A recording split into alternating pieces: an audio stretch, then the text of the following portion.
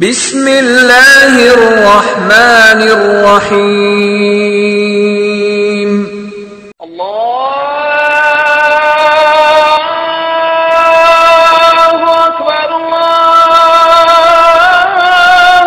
اکبر۔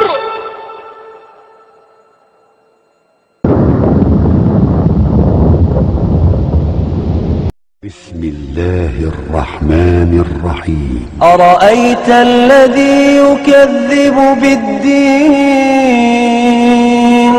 فذلك الذي يدع اليتيم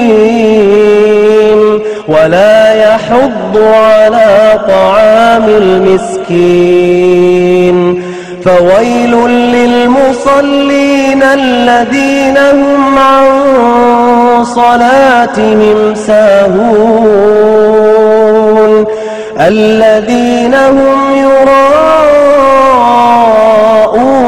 ويمنعون الماعون الحمد لله الذي نستعينه ونستغفره ونؤمن به ونتوكل عليه ونعوذ بالله من شرور أنفسنا ومن سيئات أعمالنا من يهده الله فلا مضل له ومن يضلل فلا هادي له وأشهد أن لا إله إلا الله وأشهد أن محمدا عبده ورسوله أما بعد فإن خير الحديث كتاب الله وخير الهدي هدي محمد صلى الله عليه وسلم وشر الأمور محدثاتها وكل محدثة بدعة وكل بدعة ضلالة وكل ضلالة في النار. قال الله تعالى في القرآن المجيد والفرقان الحميد بسم الله الرحمن الرحيم لقد كان لكم في رسول الله أسوة حسنة. قال الله تعالى في القرآن المجيد أعوذ بالله من الشيطان الرجيم بسم الله الرحمن الرحيم أرأيت الذي يكذب بالدين فذلك الذي يدع اليتيم ولا يحض على طعام المسكين فويل للمصلين الذين هم عن صلاتهم ساهون الذين هم يراءون ويمنعون الماعون. ربي اشرح لي صدري ويسر لي امري واحلل عقدة من لساني يفقهوا قولي ربي زدني علما آمين رب العالمین. تمام تعریف مدنی بڑائی کبریائی اس رب غالب مولا کے لیے جو تمام جہانوں کا پالنہار مدبر مشکل کشا حاجت روا، جس کی ذات میں کوئی شکوہ نہیں، جس کی دانش میں کوئی شکایت نہیں، خطا سے لا ریب ہے. درود و سلام محبت وحی کتاب حکمت کے مالک صاحب تاج و معراج براق صلی اللہ علیہ وسلم پر. سلام اس پر کہ جس کی سنگ پاروں نے گواہی دی، سلام اس پر کہ جس کی چاند تاروں نے گواہی دی. درود اس پر کہ جس کی زندگی رحمت ہی رحمت، درود اس پر کہ جس کا تذکرہ عین عبادت. اللہم صلی علی محمد وعلی آل محمد بارک وسلم. برادران اسلام اور پس پردہ سننے والی اسلام کی معزز امت و خواتین،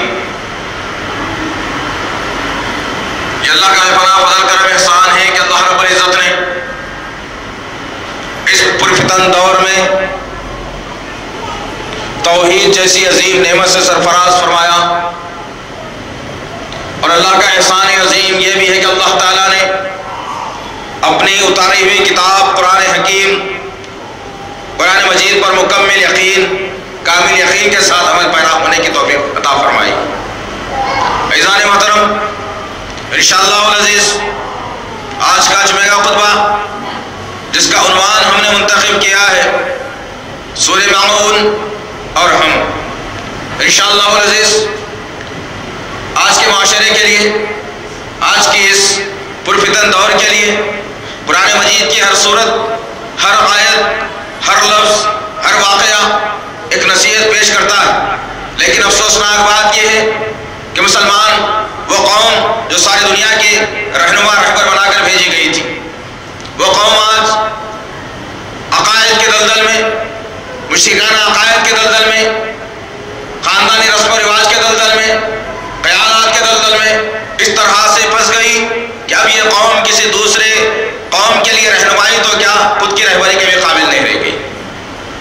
آج شدید ضرورت ہے عزیزان محترم کہ ہم قرآن کا مطالعہ کریں، قرآن پر نظر رکھیں، قرآن کی تعلیمات کو لوگوں تک پہنچائیں، قرآن کے تراجم پر ہماری نظر ہو، قرآن کو اپنے سینے سے لگائے رکھیں، قرآن کو ہمیشہ اپنی نگاہوں کی زینت بنائے رکھیں، تب جا کر کے معاشرہ سدھر سکتا ہے اور سنبھل سکتا ہے اور لوگوں کے اندر ایک اسلامی اور دینی بیداری پیدا ہو سکتی ہے۔ نبی کریم صلی اللہ علیہ وسلم کی سچی پکی محبت عملی طور پر پیدا ہوتی ہے، نہ کہ نعروں سے پیدا ہوتی ہے۔ غرض انشاءاللہ تعالی اللہ تعالیٰ نے انسانوں کے سدھار کے لیے، انسانوں کی فلاح و بہبود کے لیے، انسانوں کی خوشنودی کے لیے، انسانوں کی کامیابی کے لیے، انسانوں کو جنت دلانے کے لیے، انسانوں کو جہنم سے بچانے کے لیے 1400 برس پہلے اللہ رب العزت نے میرے اور آپ کے آقا محمد صلی اللہ علیہ وسلم کے قلب اطہر پر آیتوں کا نزول کرتے ہوئے ساری دنیا کے سامنے مزدہ سنایا کہ میرا نبی آخری، میرا کلام آخری، جو اس نبی پر یقین کر لے گا اور جو اس کلام کو اپنے دل و دماغ میں پیوست کر لے گا، اللہ تعالیٰ اسے ہمیشہ کامیاب اور کامران رکھے گا۔ یہ الفاظ ہیں، یہ باتیں ہیں جو مسلمان کو اپنے دل و دماغ میں پیوست کر لینے کی ضرورت ہے، اس لیے کہ باتیں بہت ہوتی ہیں، قرآن کی بات، احادیث کی بات، صحابہ کے واقعات، تمام تر چیزیں لوگوں کے سامنے موجود ہیں، لیکن کیا اس کے باوجود ہمارے اندر کسی قسم کی بیداری پیدا ہوئی؟ کیا معاشرے سے سودی نظام ختم ہوا؟ کیا معاشرے سے لین دین جہیز کی لعنت کی رسم ختم ہوئی؟ کیا معاشرے سے گانے بجانے کی رسمیں ختم ہوئی؟ کیا معاشرے سے خبر پرستی کا نظام ختم ہوا؟ کیا معاشرے سے بدعتیں ختم ہوئی؟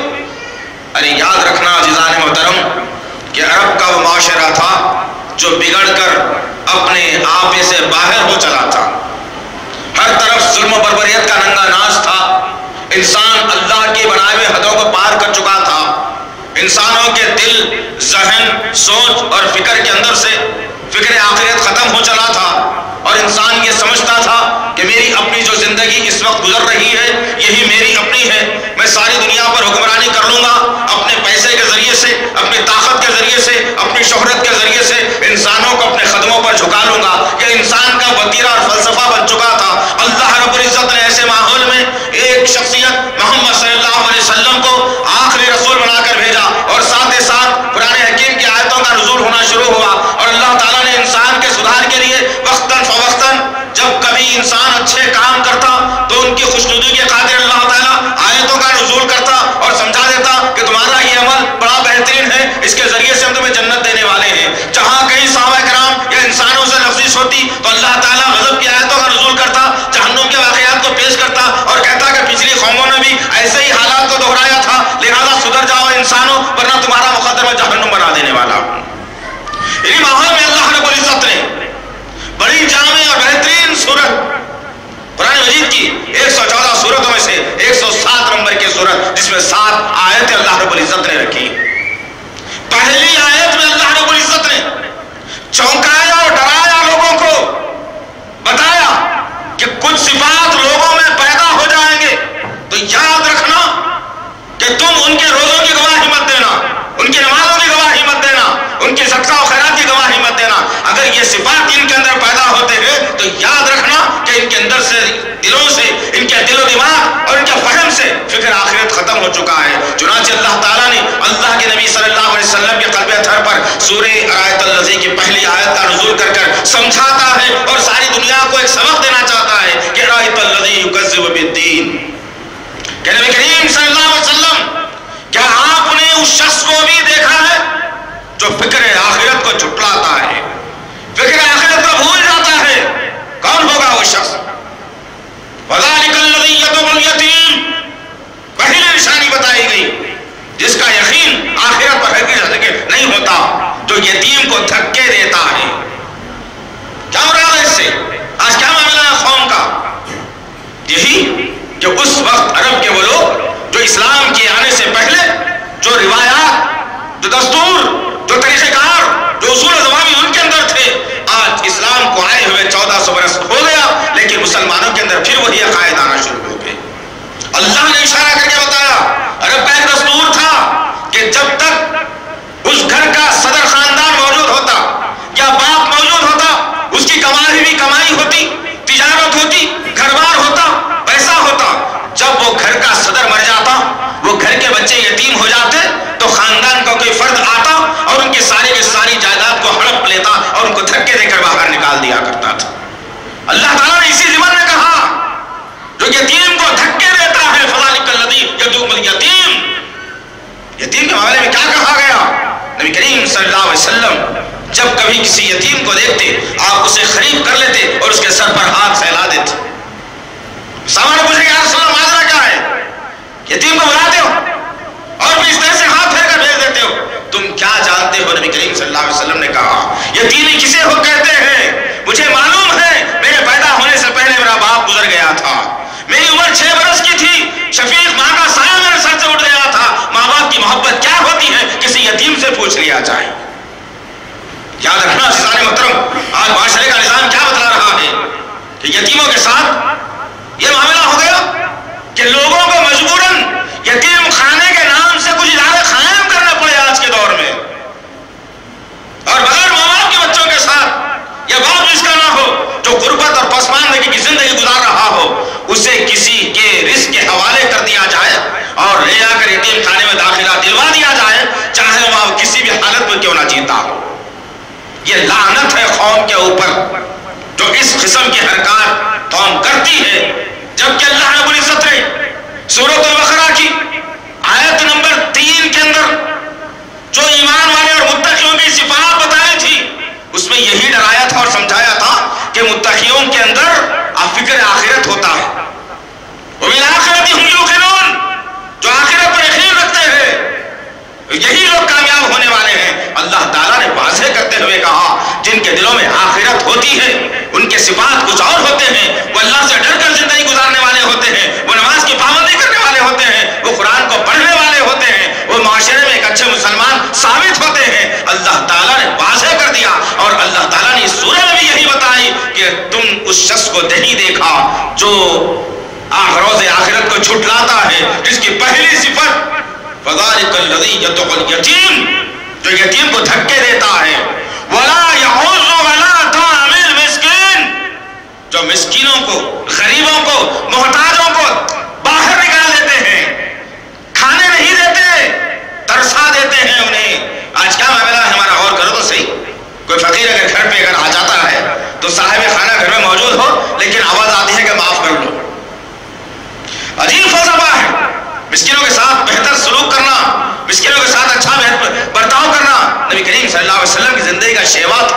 اور عظیم مسئلہ ہے کہ آج اگر ہم دیکھتے ہیں کہ بڑے بڑے شادی خانے، بڑے بڑے شادیاں جس میں ہزاروں کی تعداد میں لوگ موجود، جس میں اچھا کھانا بھی موجود، لیکن اسی مجلس میں کوئی غریب مسکین اگر کئی دن سے جو بیچارہ اچھا کھانا نہیں کھایا، جس کے حلق سے کبھی بریانی کا لقمہ نہیں اتر سکا، جو گوشت نہیں کھا سکا، جس کی زندگی بن ڈبل روٹی یا سموسا یا ساگ پوری ایسی غذائیں جن کی ہوا کرتی ہیں، اگر وہ کسی وجہ سے کسی کی اگر ولیمے کی محفل میں شامل ہو جاتا ہے تو اس کے ساتھ کیا معاملہ ہوتا ہے، ایسا ہم نے کئی دفعہ مناظر کو دیکھا ہوگا۔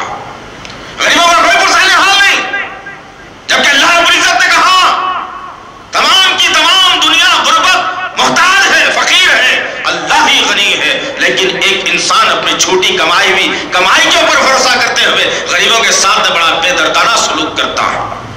لہذا عزیزان محترم، دوسری صفت بتائی گئی جن کا آخرت پر یقین نہیں ہوتا، یاد رکھنے والی باتیں ہیں، اس لیے کہ قرآن کا ترجمہ ہمارے ذہن سے نکل چکا۔ قرآن جب بھی کھولی جاتی ہے اپنے مقصد کے لیے کھولی جاتی ہے۔ گھر سے پریشانی دور کرنا ہے تو قرآن، صحت اچھی ہونا ہے تو قرآن، تجارت کاروبار میں برکت ہونا ہے تو قرآن، دکان کی افتتاح ہے تو قرآن، مکان کی افتتاح ہے تو قرآن، کوئی بیمار پڑ گیا تو قرآن، کسی کے مرنے کی اطلاع سنتے ہیں تو قرآن۔ قرآن کو ایسے موقع پر مسلمان کھولنا شروع کر دیا جس کے ذریعے سے مسلمان قرآن کو سمجھنے سے دور ہو گیا۔ آج شدید ضرورت ہے قرآن کو بار بار اپنے آنکھوں کی زینت بناتے رہیں. جن کو پڑھنے آتا ہو وہ قرآن کو بار بار کھول کے لوگوں کے سامنے اس کے ترجمے پیش کرتے رہیں. ساری دنیا کے حالات مسلمانوں کے لیے چتاونی دے رہے ہیں. دنیا کے 56 ممالک، طاقتور ممالک، جن کے پاس اللہ نے سونا بھی دیا، پیسہ بھی دیا، زمین سے نکلنے والا ایک تیل جو ساری دنیا کے لیے طاقت بن چکا تھا. لیکن آج معاملہ کیا ہے کہ آج ایسے ایسے ممالک، مغربی ممالک کے سرداروں کے سامنے اسلام کا سودا کرتے ہوئے، تجارت کرتے ہوئے، نبی کی سنت کو میٹتے ہوئے، رجب جیسا، ذی القعدہ جیسا مہینہ جس کو 4 مہینوں کے اندر حرمت والے مہینوں میں شامل کیا گیا ہے، مسلسل 3 مہینے ذی القعدہ، ذی الحجہ، محرم، یہ 3 مہینے ایسے حرام مہینے ہیں جن کی اہمیت اللہ تعالیٰ نے اپنے کلام میں سورہ توبہ آیت نمبر 29 کے اندر واضح کر کے بتا دیا کہ شروع سے اللہ تعالیٰ نے مہینوں کی گنتی کو 12 رکھا ہے، جس میں 4 حرمت والے مہینے ہیں. ان حرمت والے مہینوں کی قدر و قیمت اس وقت کے مشرکان مکہ کے پاس بھی تھی. جب لڑائی ہوتی ان کے درمیان میں، شوال میں ہوتی، رمضان میں جھگڑے ہوتے ان کے پاس، لیکن جیسا ہی ذی القعدہ کا مہینہ آتا، حج کا مہینہ آتا، ذی الحجہ کا مہینہ یا محرم آتا یا رجب شروع ہوتا، تو اپنی لڑائی کو یہ کہہ کے بند کر دیتے کہ دیکھو بھائی، حرمت والے مہینے شروع ہو چلے ہیں، اب اس میں لڑائی جھگڑا نہیں کرنا چاہیے، ہم دونوں آپس میں مل لیتے ہیں. تاریخ شاہد ہے کہ ان حرمت والے مہینوں میں جو 2 قبیلوں میں جھگڑا ہوتا تھا، جب یہ حرمت والا مہینہ شروع ہوتا تو دونوں ایک دوسرے کے لیے محبت اور غمگسار بن جایا کرتے تھے، ایک دوسرے کی ہمدردی میں آ جایا کرتے تھے. لیکن افسوسناک بات یہ ہے کہ مغرب کی سازشوں نے مسلمانوں کے خلاف میں ایسا پروپیگنڈا کر دیا کہ آج تمام کے تمام عرب ممالک پریشان ہیں اس بات سے، تمام کے تمام عرب ممالک پریشان ہیں اس بات سے کہ ہو کیا رہا ہے آخر. اس کی اہم ترین بنیادی وجہ یہی ہے کہ ساری دنیا میں مسلمانوں نے اللہ کے قانون کو ٹھکرا کر اپنے خاندانی منصوبہ بندی کو اجاگر کر دیا. ہر حکمران عرب ممالک کا الا ماشاءاللہ، ہر شخص یہ چاہتا ہے کہ میری شخصیت کا بول بالا ہو، اور یتیم اور غریب مسکین صومالیہ کے بھوک سے تڑپ تڑپ کر جان دے رہے ہیں. بڑے بڑے گروہ جو اطراف کے ملکوں میں رہنے والے ہیں، ان کا رخ صومالیہ کی سرزمین پر ہو گیا، اور وہ گدھ آ کر زمین پر بیٹھ جاتا ہے، اور ایک انسان جس کے ہڈیاں پورے نظر آ رہے ہو، جس کا جسم پتلا پڑ گیا ہو، جو ابھی چند سانسوں کا مہمان ہو، وہ گدھ اس کے قریب میں بیٹھا ہوا شکار کا انتظار کر رہا ہے. وہ غریب کا کیا قصور ہے مسلمان کا جو صومالیہ کی سرزمین پر مر رہا ہے؟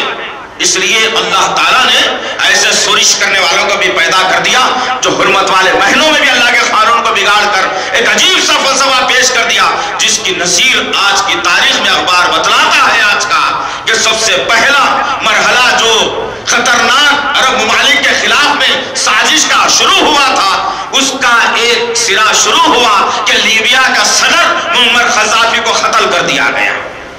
قتل کرنے والے کوئی عیسائی یا یہودی نہیں، ایک مسلمان کو قتل کرنا کتنا بڑا جرم.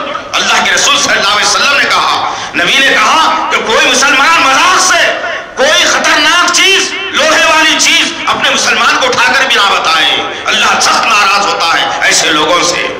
اس منظر کو بھی کل بتایا گیا.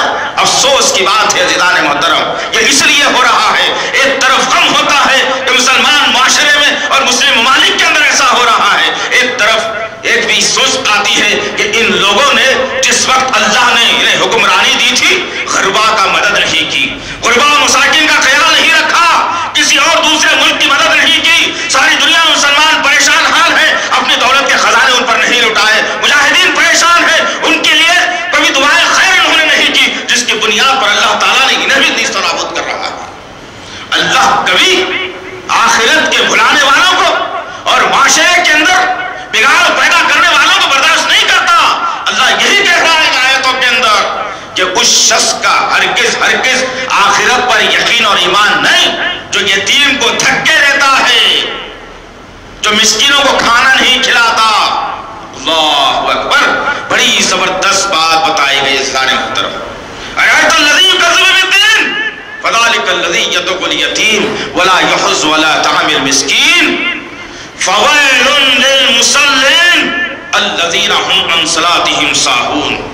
ایک چتاونی اللہ رب العزت کی طرف سے، جبکہ نماز کے متعلق اللہ نے اپنے کلام میں 700 مرتبہ فرمایا کہ نماز پڑھو، نماز قائم کرو، لیکن اللہ اس آیت میں 2 آیتوں میں 3 اور 4 نمبر کی آیت میں اللہ تعالیٰ نے واضح کر رہا ہے، چتاونی دے رہا ہے، ڈرا رہا ہے ان لوگوں کو. اور اللہ کہہ رہا ہے خرابی ہے ایسے نمازیوں کی جو اپنی نماز سے غفلت برتتے ہیں. اللہ اکبر. غور کرنے کی بات ہے عزیزان محترم. اس کا کیا مطلب نکلا؟ نماز پڑھی بھی جائے اور جہنم رسید بھی ہوا جائے، ناممکن سی بات ہے. جبکہ اللہ تعالیٰ نے سورہ عنکبوت کی آیت نمبر 45 میں واضح کر کے بتایا ان الصلاۃ تنہی عن الفحشاء والمنکر، کہ بے شک نماز روکتی ہے فحشات سے، منکرات سے، برائیوں سے. پھر اللہ رب العزت یہاں کہہ رہا ہے فویل للمصلین الذین هم عن صلاتهم ساہون. خرابی ہے ایسے نمازیوں کی جو اپنی نماز سے غفلت برتتے ہیں. ایک زبردست نقطہ اللہ نے بتایا. نماز سے غفلت برتنے کا مراد کیا ہے؟ یہی پہلا مرحلہ یہ ہے کہ ایک آدمی نماز بھی پڑھے اور فاحشات بھی کرے، ایک آدمی نماز بھی پڑھے جھوٹ کا پلندہ بھی کرے، ایک آدمی نماز بھی پڑھے غیبت اور چغلی بھی کرتا رہے، ایک آدمی نماز بھی پڑھے چوری بھی کرتا رہے، ایک آدمی نماز بھی پڑھے شراب بھی پیتا رہے، ایک آدمی نماز بھی پڑھے پڑوسی کو ستاتا رہے، ایک آدمی نماز بھی پڑھے رشتوں میں دراڑ ڈالتا رہے، ایک آدمی نماز بھی پڑھے فساد برپا کرتا رہے، ایک آدمی نماز بھی پڑھے شرک بھی کرے، ایک آدمی نماز بھی پڑھے اور رسول اللہ صلی اللہ علیہ وسلم کے قانون کو چھوڑ دے. تو اللہ تعالیٰ کا اشارہ اسی طرف ہے کہ جہر خرابی ہے ایسے نمازیوں کی جو اپنی نماز سے غفلت برتتے ہیں. اس لیے کہ نماز وہ چیز ہے جو برائی سے روکتی ہے اور اچھائی کی طرف لے جاتی ہے. اور کرنے کی بات عزیزان محترم کہ آج معاشرے کے اندر کیا ہو گیا ہے کہ مسجدیں بھری ہوئی نظر آتی ہیں لیکن معاشرے سے برائی ختم نہیں ہوتی. نماز بھی پڑھی جا رہی ہے، برائی بھی برقرار ہے. نماز بھی پڑھی جا رہی ہے، شخصیتوں کو اچھالا بھی جا رہا ہے. نماز بھی پڑھی جا رہی ہے، ناپ تول میں کمی بھی کی جا رہی ہے. اس کی اور ایک مثال یہ بھی بیان کی گئی کہ نماز کو اپنے صحیح وقت پر ادا نہ کرنا، ٹائم کو ٹلا کر نماز ادا کرنا. اللہ نے ان کے متعلق بھی کہا کہ فویل للمصلین، خرابی ہے ایسے نمازیوں کی بھی جو نماز کو اپنے وقت پر ادا نہیں کرتے، ٹائم ٹلا کر ادا کرتے ہیں، جس کا تذکرہ اللہ تعالیٰ نے سورہ نساء کی آیت نمبر 42 میں کر دیا. منافقین کا اللہ نے تذکرہ کرتے ہوئے کہا کہ منافقین کئی اوقات میں نماز کو اپنے وقت سے ٹلا کر پڑھا کرتے تھے اور کچھ سجدے مار لیتے، 4 ٹھونگے مارتے اور بہت کم اللہ کو یاد کرتے تھے. آج معاملہ امت مسلمہ کا یہی ہو گیا ہے کہ یہ فرقہ وارانہ تشدد، یہ مسلکی اختلاف، یہ جماعتوں کی تقسیم مسلمانوں کے اندر ایسا خطرناک بلبلہ پیدا کر دیا کہ آج مسلمان اسلام کو سمجھنے سے بھی قاصر ہے. اللہ کا ارشاد ہے کہ وقت پر نماز ادا کرو. سورہ نساء کے اندر 36 کے مطابق اللہ نے واضح کر دیا کہ مومنوں کے لیے نماز کا وقت مقرر کر دیا گیا ہے اور وہی وقت پر مسلمان مومن نماز کو ادا کر لے. اللہ کہہ رہا ہے فویل للمصلین الذین هم عن صلاتهم ساہون. خرابی ہے ایسے نمازیوں کی جو اپنی نماز سے غفلت برتتے ہیں. ان میں سے علماء نے ایک اور لکھا بات جمعے کے متعلق. اللہ علماء نے لکھا اس آیت کے مطابق کہ جو لوگ خطبہ شروع ہونے کے بعد آتے ہیں، خطبہ شروع ہونے کے بعد شریک ہوتے ہیں، اللہ کا وعدہ ہے سورہ جمعہ کے اندر کہ جب اذان بلند ہو جائے جمعے کی تو اپنی تجارت اور کاروبار بند کر دو اور دوڑو اللہ کے ذکر کی جانب، اور جب نماز ختم ہو جائے، نماز پڑھ چکو تو میدانوں میں پھیل جاؤ، بازاروں میں اللہ کا ذکر کرتے رہو. اللہ نے واضح کر دیا اس بات کو. آج کیا معاملہ ہے ہمارا کہ برسوں سے جمعہ پڑھ رہے ہیں، آج جمعہ ہے یہ بھی معلوم ہے، جمعے کی تیاری کرنا ہے یہ بھی معلوم ہے، مسجد کو جانا ہے یہ بھی معلوم ہے، لیکن ساتھ ساتھ تجارت بھی ہے، دوست احبابی ہے، نفسانی خواہشات بھی ہے، کھانا پینا بھی ہے، کپڑے بھی ہے، خرید و فروخت بھی ہے. چلو جائیں گے، کیا کرنا ہے، آدھا خطبہ تو مل جائے گا، آدھے خطبے کے بعد نماز تو مل جائے گی. مسلمانوں نے وتیرہ بنا لیا. ایسے نمازیوں کی بھی خرابی ہے جو اپنے نماز سے غفلت برتتے ہیں. خطبہ سننا تمہارے اوپر فرض کر دیا گیا. جس کا خطبہ نہیں اس کا جمعہ بھی نہیں. اس لیے کہ نبی کریم صلی اللہ علیہ وسلم نے کہا کہ دروازے پر جمعے کے دن فرشتے رجسٹر لے کر کھڑے ہوتے ہیں اور ہر آنے والے کا نام اس رجسٹر میں نوٹ کر لیا جاتا ہے. پہلا کون آیا, دوسرا کون آیا, تیسرا کون آیا, 10 نمبر پہ کون آیا, 12 نمبر پہ کون آیا, یہ نوٹ ہوتا ہے. لیکن جیسے ہی منبر پر خطیب آنا, اذان کی آواز بلند ہوئی, وہ فرشتہ رجسٹر بند کر دیتا ہے اور تمہاری صفوں میں آ کر بیٹھ جاتا ہے.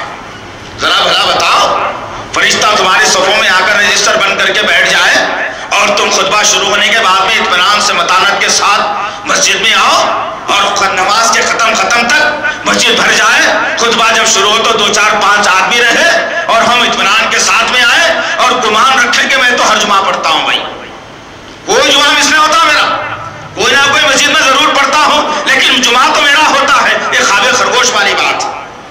خرابی ہے ایسے نمازیوں کی جو اپنی نماز سے غفلت برتتے ہیں.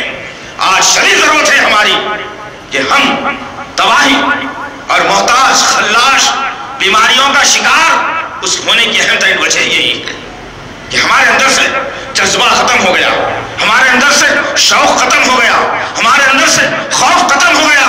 ہم جینا چاہتے ہیں تو اپنے طریقے سے جینا چاہتے ہیں, ہم رہنا چاہتے ہیں تو اپنی تہذیب پر رہنا چاہتے ہیں. ہم یہ نہیں جینا چاہتے کہ اللہ اس کے رسول کا فرمان کیا ہے. اگر وہ زندگی مسلمانوں میں آ جائے تو پھر انشاءاللہ تعالیٰ یاد رکھنا کہ اللہ تعالیٰ جس طرح سے صحابہ کرام کو مکے کی سرزمین پر بھی نوازا تھا, لیکن جب ہجرت کا معاملہ پیش آیا اور صحابہ کرام جب ہجرت کرنے لگے تو لوگوں نے آگے راستہ روکتے ہوئے مال چھین لیا, سواری چھین لی, اولاد چھین لی, بیوی بچوں کو چھین لیا, پیر میں پہنے ہوئے جوتوں کو اتار لیا. اگر لباس 2 تھے تو ایک چھین کر ایک کو جسم پر رہنے دیا. اتنے خلاش صحابہ کرام جن کے پاس پینے کے لیے ایک چلو پانی نہیں, جن کے لیے پیٹ بھرنے کے لیے ایک لقمہ کھانا نہیں, جن کے پہننے کے لیے چپل پیر میں نہیں, جن کے لیے پہننے کے لیے ایک سے دوسرا کپڑا نہیں, مکے سے مدینے کا سفر کرتے ہیں صحابہ کرام. جب وہ خلاشی کی حالت میں مدینے کی سرزمین پر پناہ لیتے ہیں اور پھر اللہ کے رسول صلی اللہ علیہ وسلم اصحاب صفہ میں جن کا شمار کرتے ہیں, وہ تڑپ اٹھتے ہیں اور کہتے ہیں کہ یا رسول اللہ بازار کو بتا دیا جائے, ہم تجارت پیشہ آدمی ہیں, تجارت ہماری نس نس میں بسی ہوئی ہے, ہم بیٹھ کر کھانے والے نہیں ہیں, ہم اللہ کے قانون کو پامال نہیں کریں گے. جب یہی صحابہ کرام اللہ کے قانون کو سینوں میں بسائے ہوئے, اللہ کے قانون کو مضبوطی سے پکڑے ہوئے, نبی سے والہانہ محبت کا ثبوت دیتے ہوئے جب یہ لوگ بازاروں کا رخ کرتے ہیں تو ایک موقع وہ بھی آیا کہ صحابہ کرام کے جتنا مالدار مدینے کی سرزمین پر کوئی نہیں تھے. لیکن آج کیا معاملہ ہے کہ مسلمانوں کے پاس پیسہ بھی ہو اور مسلمان چوراستے میں منگتا ہوا نظر بھی آ جائے, مسلمانوں کے پاس پیسہ بھی ہو, ایک مسلمان لڑکی غیر مسلم کی گاڑی پر پیچھے سیٹ پر بیٹھ کر چلے جاتی بھی رہے, مسلمانوں کے پاس پیسہ بھی ہو اور مسلم لڑکیاں غیر مسلموں سے شادی بھی کرتی رہے, مسلمانوں کے پاس پیسہ بھی ہو, زنا کے اڈے مسلمان لڑکیوں سے چلتے رہے. اور کرنے کی بات ہے عزیزان محترم کہ اللہ تعالیٰ اس لیے مجھے اور آپ کو آج پریشان کر رہا ہے کہ ہم نمازوں کی طرف توجہ نہیں دیتے. نمازوں کی طرف توجہ ہماری ہوتی نہیں, نماز پڑھ بھی لیتے ہیں تو بس احسان جتانے کے لیے, سجدے بھی اگر کرتے ہیں تو بس لوگوں کو دکھانے کے لیے. ہمارا تو روش ہی بن چکی ہے. آج اللہ واضح کر رہا ہے, جبکہ اللہ تعالیٰ نے سورہ مدثر آیت نمبر 44 کے اندر اللہ نے کہا کہ جنتی جنت میں چلے جائیں گے, جہنمی جہنم میں چلے جائیں گے. جنتیوں کو اللہ سوال کرنے کا موقع دے گا تو جنتی جہنمیوں سے سوال کر کے پوچھیں گے کہ بھائی بتاؤ تمہیں کس چیز نے جہنم میں ڈالا؟ تو جہنمیوں کا سب سے پہلا سوال ہوگا ہم نماز ہی نہیں پڑھا کرتے تھے. جہنم میں جانے کی سب سے پہلی صفت نماز کو نہیں ادا کرنا ہے. جو بے نمازی ہوں گے وہ جہنم میں تو ضرور چلے جائیں گے, لیکن اللہ تعالیٰ نے اس آیت میں ایک لفظ کو اختیار کیا ہے. فویل، ویل کس کو کہا گیا؟ جہنم کی کون سی کھاٹی ہے، جہنم کا کون سا مقام ہے جس کو ویل کا مقام دیا گیا، نام دیا گیا؟ اللہ اسی ویل کی طرف اشارہ کر کے کہہ رہا ہے خرابی ہے ایسے نمازیوں کی جن کو ویل میں ڈالا جائے گا. اللہ اکبر. ویل اس وادی کو کہا گیا جو جہنم کے طبقات بنے ہوئے ہیں. پہلا طبقہ جلے گا جس کی غلاظت دوسرے پہ گرے گی، دوسرے کا طبقہ جلے گا اس کی مل کر کے تیسرے چوتھے پر گرے گی، پانچویں پر گرے گی، چھٹے پر گرے گی. ساتواں طبقہ جو سب سے نچلا رہے گا، جس میں خون اور پیپ کھولتا ہوا رہے گا، جو وادی رون لگاتی رہے گی بھون کی مانند، ایسی وادی میں اللہ تعالیٰ ایسے لوگوں کو ڈالے گا جو اپنی نماز سے غفلت برتتے ہیں.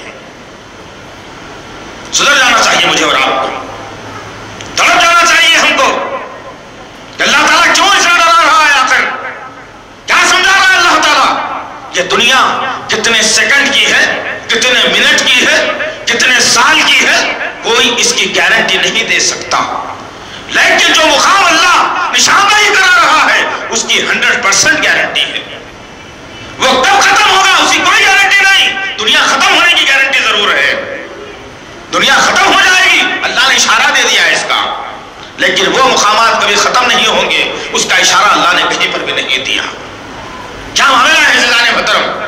اور دوسری بات اس کے اندر اور ایک آتی ہے جو اپنی نمازوں سے غفلت برتنے سے مراد نماز کا طریقے کو لے کر ہوا ہے.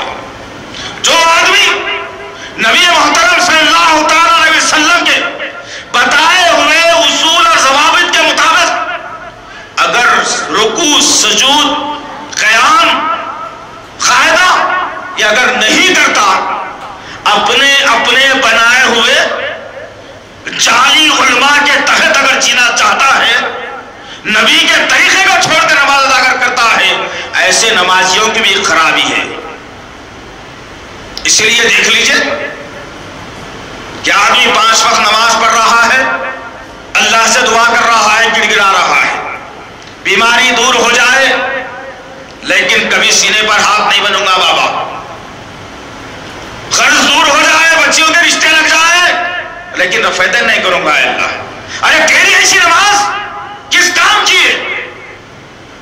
خرابی ایسے نمازیوں کی جس نماز میں رکوع صحیح نہ ہو، جس نماز کا سجدہ صحیح نہ ہو، جس نماز میں ہاتھ سینے پر نہ باندھا جائے، جس نماز میں رکوع سے قبل رکوع میں جاتے وقت رفع یدین نہ کیا جائے، جس نماز میں سورہ فاتحہ کے بعد زور سے آمین نہ بولی جائے. خرابی ہے ایسے نمازیوں کی، خرابی ہے ایسے نمازیوں کی جو اپنی نماز سے غفلت برتتے ہیں. اس لیے کہ ہمارا عالم تمہارا عالم، تمہارے عالم نے کہا، ہمارے عالم نے کہا، ہمارے پاس ایسا، تمہارے پاس ایسا، تم ایسا کرتے، ہم ایسا کرتے. مسلمانوں میں یہی سوالات سے فرصت نہیں رہے گی. سب کا امام ایک محمد صلی اللہ علیہ وسلم، سب کا خطیب ایک محمد صلی اللہ علیہ وسلم، سب کا رہنما ایک محمد صلی اللہ علیہ وسلم، سب کا لیڈر ایک محمد صلی اللہ علیہ وسلم. اس کے علاوہ ہم کسی اور کی بات کو نہ مانیں گے، نہ مانیں گے. یہ جذبہ مسلمانوں میں اگر پیدا ہو تو پھر یاد رکھنا کہ کامیابی قدموں کو چوم لے گی، پھر کوئی تمہیں آنکھوں میں آنکھیں ڈال کر ڈرانے کی جرات نہیں کر سکے گا انشاءاللہ. غور کرو اس صحابی کو بھی، سعد بن ابی وقاص رضی اللہ تعالیٰ عنہ کے کمان میں ایران فتح کرنے کے لیے نکلے مسلمان. کتنی تعداد تھی ہوگی؟ کوئی 1,00,000 2,00,000 کی تعداد تھی؟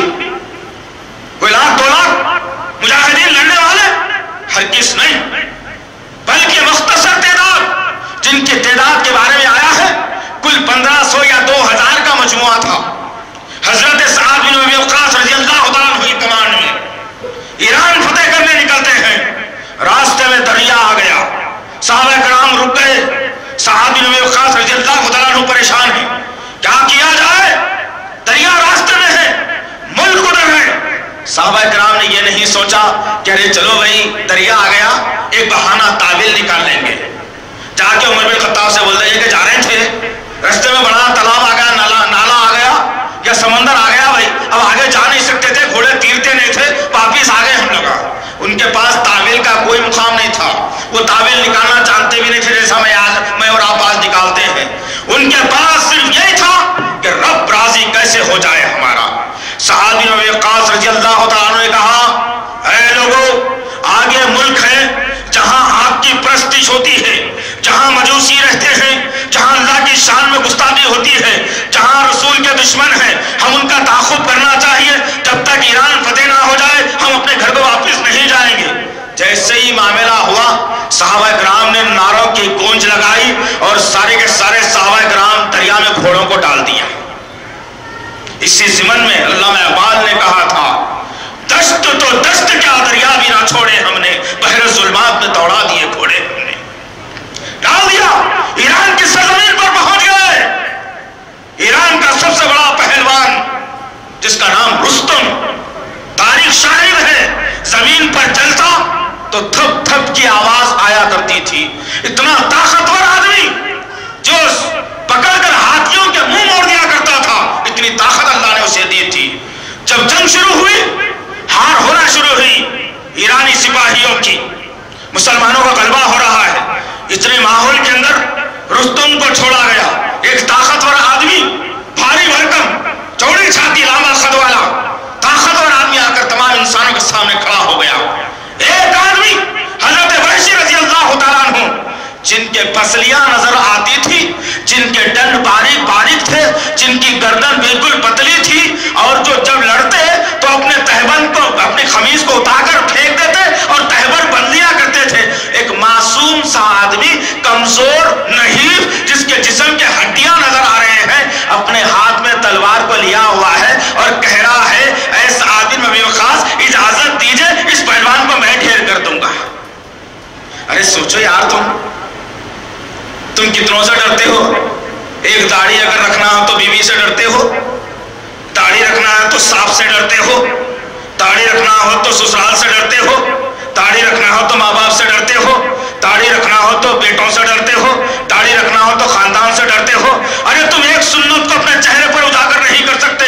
اللہ کا بندہ ایک پہلوان کے سامنے کھڑے ہو کر کہہ رہا ہے لا میں اس کا کام کر دوں گا. ہاتھ میں تلوار لی, اجازت ملی اور نعرہ تکبیر کا آواز بلند کی. اللہ اکبر کی صدا جب بلند ہوئی ایک ایمان والے کے زبان سے, رستم پیٹھ کو پاؤں لگا کے بھاگ رہا ہے. تاریخ دیکھ رہی ہے منظر کی, چشم فرق سے فرشتے دیکھ رہے ہیں. اللہ تعالیٰ اپنے ماننے والے نبی کے اس امتی کے جذبے کو دیکھ رہا ہے. اس پر براجمان وہ ایک صحابی تلوار لے کر پیچھے بھاگ رہے ہیں, رستم آگے بھاگ رہا ہے, پیچھے یہ معصوم صحابی بھاگ رہا ہے, کمزور ناتوان.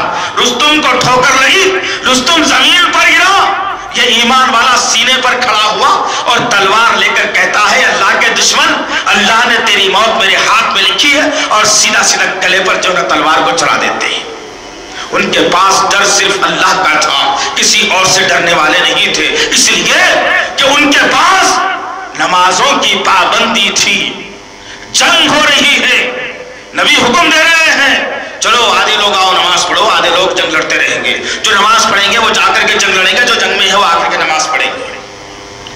اشارہ دیا گیا, تم کو سمجھایا گیا, 1400 برس پہلے واقعات کو دہرایا گیا. لیکن ہماری زندگی میں کیا کوئی تبدیلی آئی؟ کوئی انقلاب کے بارے میں ہم نے سوچا؟ مسلم معاشرہ کیسا غالب ہوگا کیا اس کے بارے میں سوچا؟ کبھی سوچا کہ ہمارے اطراف میں رہنے والے لوگ اپنے ہاتھوں کے بنائے ہوئے بتوں کو خدا تسلیم کر رہے ہیں, ہمیں اصل خدا کی انہیں پہچان کرانا ہے. کیا کوئی حکمت عملی سوچی اس معاملے میں؟ کیا مسجدوں کو بھرنا ہم نے سیکھا؟ کیا قرآن کو پڑھنا ہمیں آیا؟ ہرگز نہیں عزیزان محترم. غرض کہنے کا مقصد یہ ہے کہ اگر آدمی سے کہا جائے گا, پوچھ لیا جائے گا کہ بھئی کیا بتاؤ تمہارا یقین آخرت پر ہے, تو لوگ کہیں گے ہاں بھائی ضرور ہے. ارے کہاں ہو یار, نہ تو تم نماز کو درست کر سکتے ہو, نہ تم نماز کی پابندی کر سکتے ہو, نہ نماز کو تم صحیح وقت پر ادا کر سکتے ہو, نہ یتیموں مسکینوں کو کھانا کھلا سکتے ہو, نہ یتیموں کو اپنے گھر میں پناہ دے سکتے ہو. دنیا میں ایک اچھا کام تم کر نہیں سکتے, پھر بھی یقین ہے کہ آخرت آنے والی ہے اور میرا حساب ہونے والا ہے, میں جنت میں جانے والا ہوں. کیا جنت ملے گی؟ ہرگز نہیں. اللہ نے اب تک انسانوں کی عمر کو ختم کر رہا تھا, لیکن پورے حالات دنیا کے یہ بتلا رہے ہیں کہ اب دنیا کی عمر ختم ہو رہی ہے.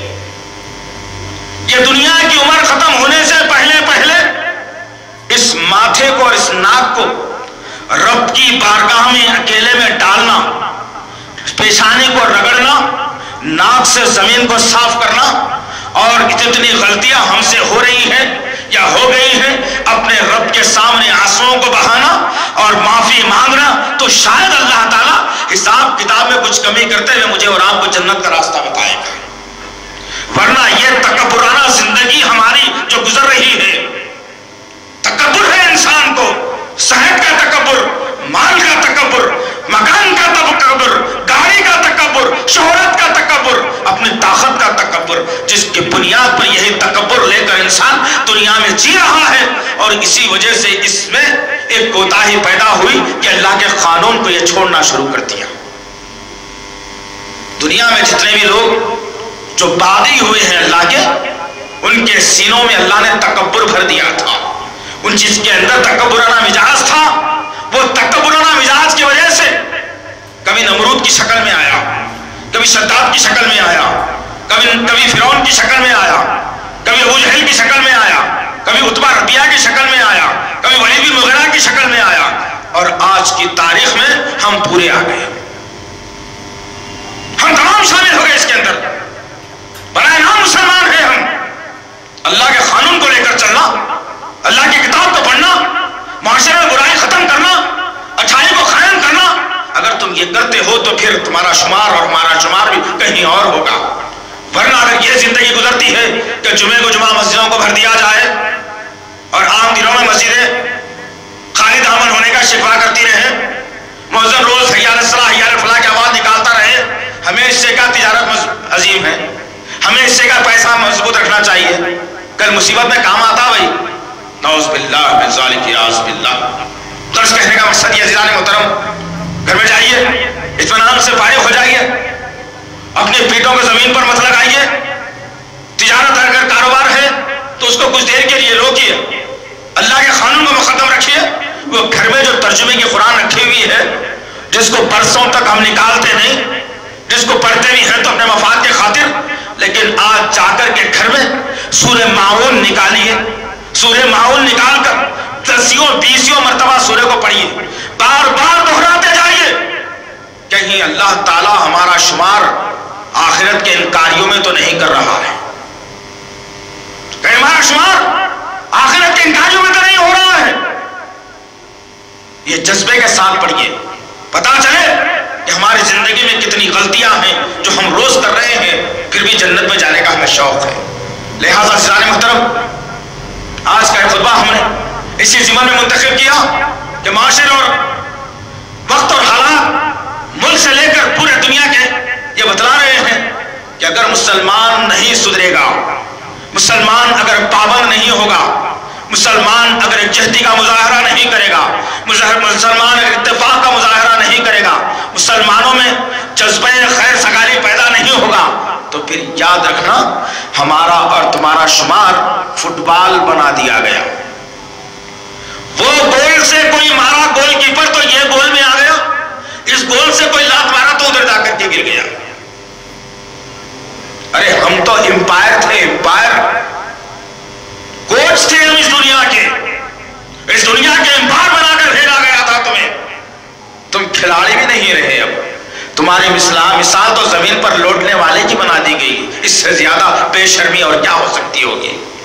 افسوس ہوتا ہے جب کبھی مسلمان بستی سے گزرنا ہوتا ہے، جب کبھی مسلمان بچوں سے ملنے کا اتفاق ہوتا ہے، جب کسی مسلمانوں کی تقریب میں جانے کا اتفاق ہوتا ہے، جب کسی مسلمان گھر میں جانے کا اتفاق ہوتا ہے، بڑی تکلیف سے باہر نکلنا پڑتا ہے کہ کاش یہ لوگ سدھر جاتے تو بہتر ہو جاتا. آج بھی وقت اللہ نے دیا ہے عزیزان محترم، سدھریے، سدھاریے، ورنہ نہ سدھرو گے، نہ سدھارو گے تو پھر خبر ہی ہمارا حساب لینے والی ہے اور پھر جہنم میں پورا حساب ہمارا ہونے والا ہے. اللہ سے دعا ہے کہ اللہ تعالیٰ ہم سب کو صحیح طور پر قرآن پڑھنے کی توفیق عطا فرمائے. اللہ ہمارے سینوں میں، ہمارے دلوں میں فکر آخرت کو پیدا فرمائے. اے میرے غفور رحیم، نمازوں کی پابندی کرنے والا بنائے، قرآن کو ترجمے سے پڑھنے والا بنائے، غیروں تک قرآن کو پہنچانے والا بنائے.